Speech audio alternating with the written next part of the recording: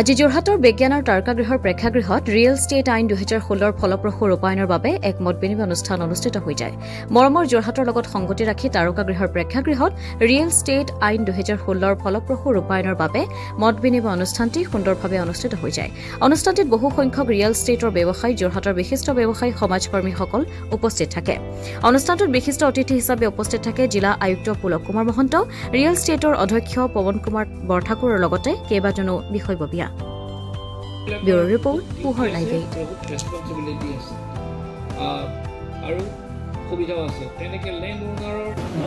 আমি ৰেৰাৰ ফালৰ পৰা আহিছোঁ। ৰেৰা মানে real estate regulation and development.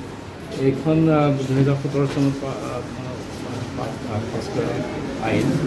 আমি এই আইনখনৰ জৰিয়তে আমাৰ যিবিলাক বিশেষকৈ বিল্ডিংবিলাক হয় ডেভেলপাৰবিলাকে বনায় আৰু এলটিবিলাকক বিক্ৰী কৰে। এলটিবিলাক যিবিলাকে কিনে তেওঁলোকৰ স্বাৰ্থ যাতে সুৰক্ষিত হয় সেইকাৰণে এই আইনখন বনাইছে। এই গোটেই প্ৰচেছটোত মাটিৰ মালিকৰ পৰা আৰম্ভ কৰি যোনে প্ৰমোট কৰিব আৰু যোনে কিনিব, বেংক, আকৌ আমাৰ ৰেভিনিউ অফিচাৰবিলাক, আকৌ ডেভেলপমেণ্ট অথৰিটিৰ অফিচাৰ পাৰ্মিশ্যন দিয়া, এনেকুৱা সকলোৰে এটা তাত জড়িত হৈ আছে। সেইকাৰণে আমি সংশ্লিষ্ট সকলোকে মাতি ইয়াতে এখন আমি সভা কৰিছোঁ।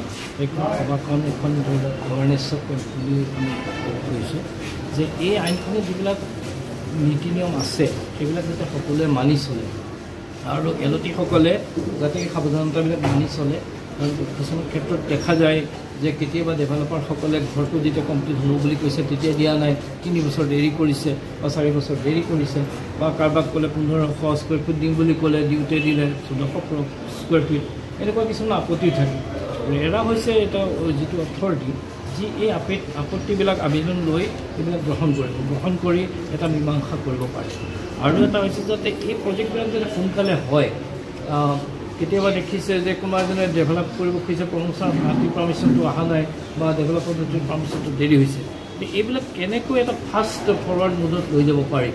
গতিকে আমি উপায়ুক্ত মহোদয়ৰ লগতো আলোচনা কৰিছোঁ যে যোৰহাট জিলাত তেখেতে কৈছে উপায়ুক্তৰ কাৰ্যালয়তে এটা ছিংগল উইণ্ডো ছিষ্টেমৰ নিচিনা কৰি দিব, য'ত বেংকৰ লগতো যোগাযোগ থাকিব বা আপোনাৰ টাউন কমিটিৰ বা ডেভেলপমেণ্ট অথৰিটিৰ পাৰ্মিশ্যনবিলাক যাতে অতি শীঘ্ৰে পায় এনেকৈ আমি চাওঁ।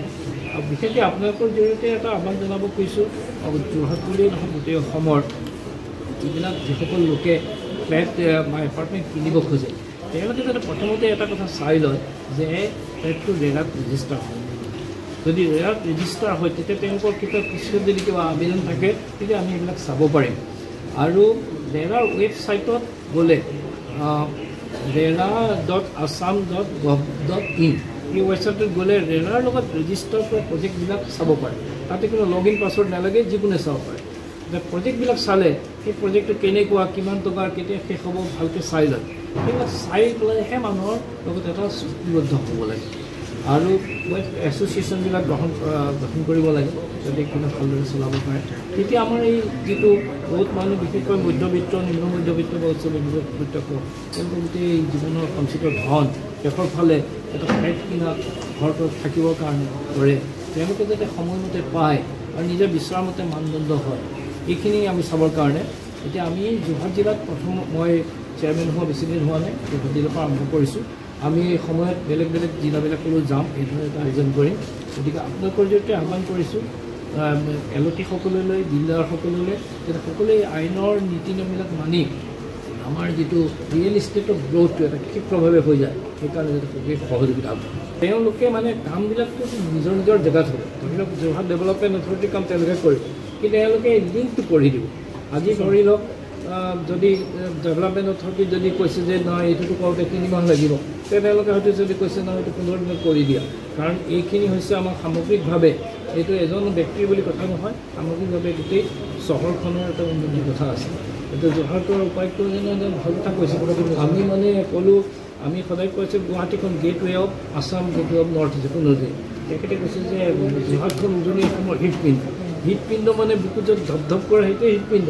গতিকে ইয়াৰ পৰাই এটা সৃষ্টি হ'ব লাগে যাতে এটা মুভমেণ্টৰ নিচিনা এটা সচেতনতা।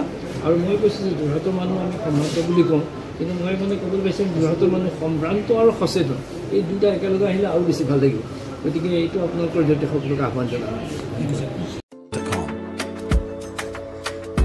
যোৰহাট তথা অসমবাসীৰ বাবে সুখবৰ উজনি অসমৰ লগতে যোৰহাটৰ শিশু যুৱক যুৱতী মহিলাসকলৰ বাবে এয়া সুখবৰ যোৰহাটত মুকলি হ'ল লেকমি চেলুন যোৰহাটৰ গড় আলিৰ এপলো টাৱাৰৰ প্ৰথম মহলাত মুকলি ভাৰতবৰ্ষৰ অন্যতম জনপ্ৰিয় salon Lakme salon Lakme salon মানে ভাৰতবাসীৰ নিৰ্ভৰযোগ্য প্ৰতিষ্ঠান লেকমি চেলুনখনত আপুনি পাব বিভিন্ন ধৰণৰ সুবিধা য'ত অত্যাধুনিক যন্ত্ৰৰে আপোনাক সজোৱা হ'ব ইয়াত বিভিন্ন bridal package makeup artist skin care hair dresser সুবিধা উপলব্ধ হ'ব য'ত থাকিব ৰেহাই মূল্য bensound.com